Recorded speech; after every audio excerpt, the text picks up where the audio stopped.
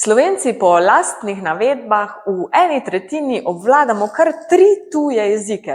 Je pa slovenščina z 2 milijonoma govorcev enakovredna drugim jezikom držav Evropske unije, tudi veliki angleščini ali nemščini. To pomeni, da imate kot državljan Slovenije pravico komunicirati z institucijami Evropske unije v slovenščini.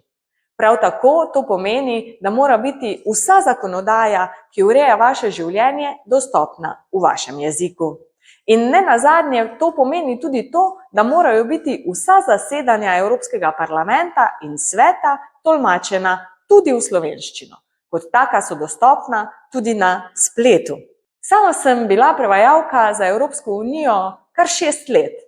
Pa ste vedeli, da Evropska unija v vseh evropskih državah organizira vsakoletno tekmovanje tudi za mlade prevajalce?